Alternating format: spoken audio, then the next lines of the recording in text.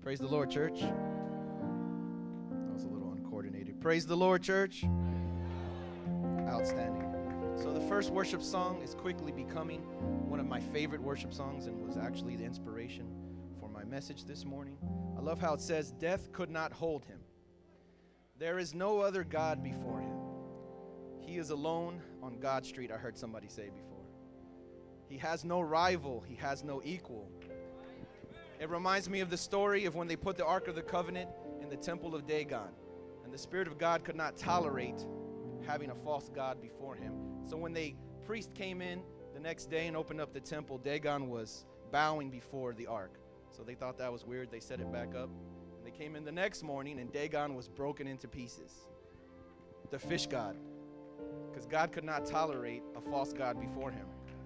Just like we should not tolerate false gods in our life. So that's a message for another day. But firstly, I wanted to give honor to Pastor Blankenship and Pastor Bembry. I'm on a worship again, so I'm away from home and church more often than I would like to be. But it makes me appreciate my church family even more, so thank you all. My text this morning comes from 1 Samuel chapter 16. 1 Samuel chapter 16, verses 14 through 16, and then verse 23. And the New King James Version of the Bible reads, "But the Spirit of the Lord departed from Saul, and a distressing spirit from the Lord troubled him. And Saul's servant said to him, Surely a distressing spirit from God is troubling you. Let our master now command your servants who are before you to seek out a man who is a skillful player on the harp. And it shall be that he will play it with his hand when the distressing spirit from God is upon you, and you shall be well." Let us skip down to verse 2-3. "And so it was, whenever the Spirit from God was upon Saul, that David would take a harp and play it with his hand. Then Saul would become refreshed and well, and the distressing spirit would depart from him." Please be seated. I may be alone, but I have felt like Saul before. I have felt separated from God. I have felt like Job, Job chapter 23, verses 8 through 9. Again, the New King James Version. "Look, I go forward, but he is not there. And backward, but I cannot perceive him. When he works on the left hand, I cannot behold him. When he turns to the right hand, I cannot see him. Like Saul, when I feel troubled, I turn to music.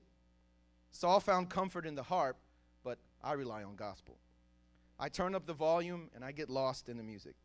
Just like Saul, sometimes I need the right song to hit the right emotion to feel God or to feel refreshed. Sometimes I depend on someone else to bring me into the presence of God." Do we do that, church? Do we rely on other people to create an atmosphere of worship for us?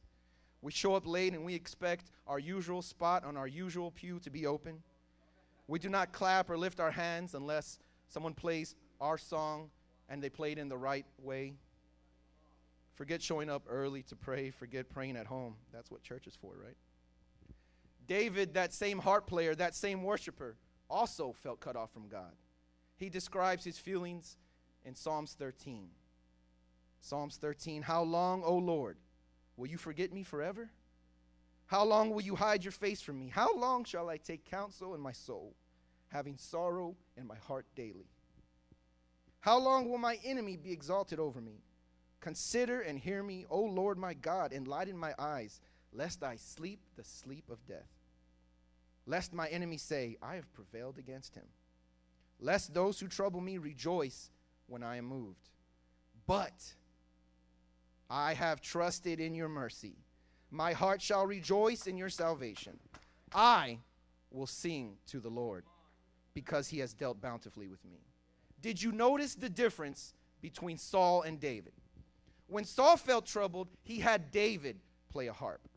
Saul had David worship God. When David felt troubled, he worshiped God. I will sing to the Lord. David did not call someone else in to play an instrument. David did not rely on someone else to worship God for him. David worshiped God. And that is what we must do, church. We must worship God. The next time you cannot feel God, or the next time you feel lonely, Do not wait until the next worship service. Do not wait for your favorite worship song to play on the radio. Do not wait for someone else. I will sing to the Lord. In closing, I want to share what Jesus had to say about private prayer time. Matthew chapter 6, verse 6. But you, when you pray, go into your room, and when you have shut your door, pray to your Father who is in the secret place, and your Father who sees in secret will reward you openly. Thank you.